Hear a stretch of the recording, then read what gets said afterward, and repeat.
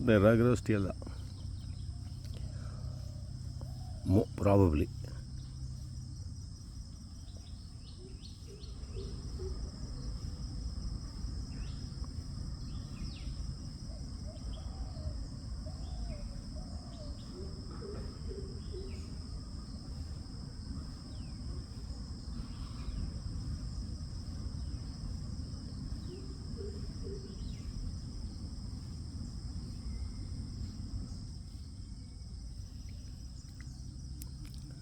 This has more flowers.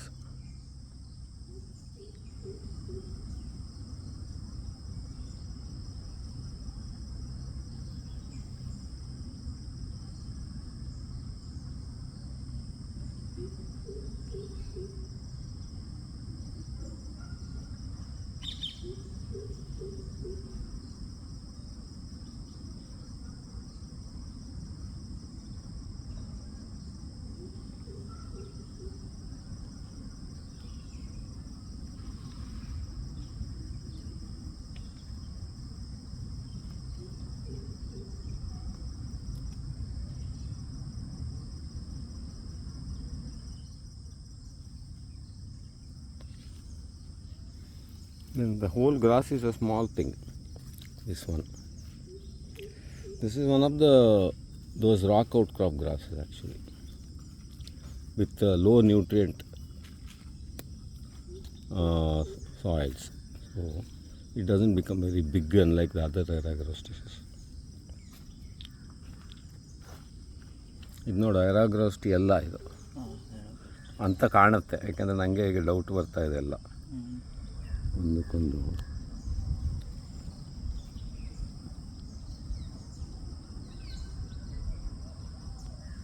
ಸಣ್ಣದು ಅಂದರೆ ಸಣ್ಣದು, ಒಂದು ಕಡೆ ಫೋಕಸ್ಸು ಆಗಲ್ಲ.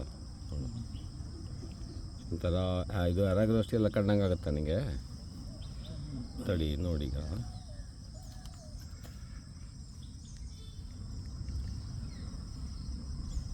ಇದು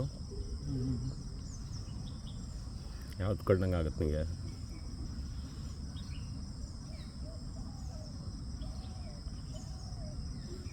ಅದು ಥರದ್ದು ಸ್ವಲ್ಪ ಚೂಪು. ಅದ್ರದ್ದು ಮೀಸೆ ಎಲ್ಲ ನೋಡೋಕ್ಕೆ ಶುರು ಮಾಡಬೇಕಾಗುತ್ತೆ, ಅದ್ರ ಭಾಗ ಭಾಗ ಗುರ್ತು ಮಾಡ್ಕೋಬೇಕಾಗುತ್ತೆ. ಸೊ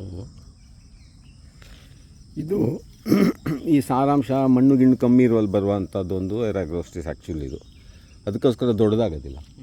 ತುಂಬ ಒಳ್ಳೆ ಮಣ್ಣಿದ್ದರೆ ದಪ್ಪ ದಪ್ಪ ಹುಲ್ಲು ಬಂದುಬಿಟ್ಟು ಇದಕ್ಕೆಲ್ಲ ಜಾಗನೇ ಇರೋಲ್ಲ.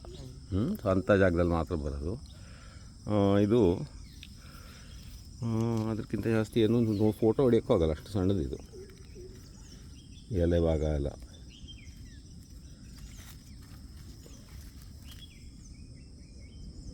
ಮತ್ತು ಈಗ 10 ನಿಮಿಷ ಇಂಥ ಒಂದು ಹುಲ್ಲನ್ನು ನಾನು ವೀಡಿಯೋ ಮಾಡಿದರೆ ಅದನ್ನ ಯಾರು ನೋಡ್ತಾರೆ ಅಂತ ಗೊತ್ತಿಲ್ಲ ನನಗೆ.